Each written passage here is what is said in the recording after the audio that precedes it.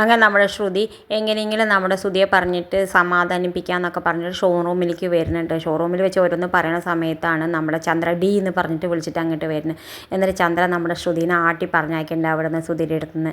എന്തായാലും നമ്മുടെ ശ്രുതിക്കാണെങ്കിൽ ഈ വിഷമമൊന്നും സഹിക്കാൻ പറ്റാതെ വല്ലാതിരുന്ന് മദ്യപിച്ചിട്ട് അപ്പോഴേക്കും അവൻ്റെ സുഹൃത്ത് വീട്ടിൽ കൊണ്ടുപോയി ആക്കാമെന്ന് വിചാരിച്ചിട്ട് ഇങ്ങനെ പോണ സമയത്താണ് നമ്മളെ പോലീസുകാരൻ കൈ തടഞ്ഞ് പിടിക്കുന്നുണ്ട്.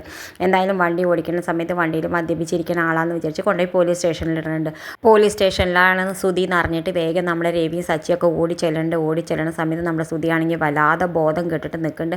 എന്തായാലും നമ്മുടെ രവി ശ്രുതിനെ ഇറക്കി കൊണ്ടുപോകുന്നുണ്ട് വീട്ടിലേക്ക്. എന്നിട്ട് വീട്ടിലെത്തുന്ന സമയത്ത് നമ്മുടെ ശ്രുതി ഒരുപാട് കരഞ്ഞിട്ട് നമ്മുടെ അച്ഛൻ്റെ കാലൊക്കെ പിടിച്ചിട്ട് പറയുന്നുണ്ട്, അച്ഛനോട് ഞാൻ ഇതുവരെ ചെയ്ത തെറ്റിനും അച്ഛനെ ഞാൻ ഒരുപാട് പറ്റിച്ചില്ലേ, അതിനൊക്കെ ഉള്ളതായിരിക്കും ഞാനിപ്പോൾ അനുഭവിക്കുന്നത്. എന്നോട് ക്ഷമിക്കുക അച്ഛാ, ഞാൻ ഇങ്ങനൊന്നും ചെയ്യില്ല, എൻ്റെ ജീവിതം ഇങ്ങനെ ആയിപ്പോയില്ലേ എന്നൊക്കെ പറഞ്ഞിട്ട് നമ്മുടെ രവിയുടെ കാലൊക്കെ പിടിക്കണം. നമ്മുടെ രവിക്കാണെങ്കിൽ വല്ലാത്ത സങ്കടം വരുന്നുണ്ട്.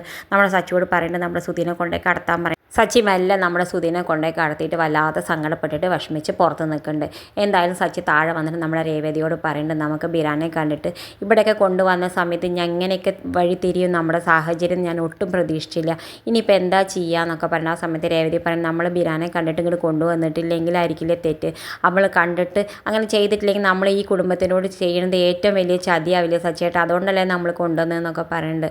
എന്തായാലും രണ്ടാളും വിഷമിച്ച് നിൽക്കേണ്ടത് കാണിച്ചുകൊണ്ടാണ് ഇന്നത്തെ പ്രമോ അവസാനിക്കേണ്ടത്. ഇതുപോലെ പ്രമോ വിശേഷങ്ങൾ നിങ്ങളുടെ മുന്നിൽ എളുപ്പത്തിലെത്താൻ ഈ ചാനൽ ഒന്ന് സബ്സ്ക്രൈബ് ചെയ്യാൻ മറക്കരുത്.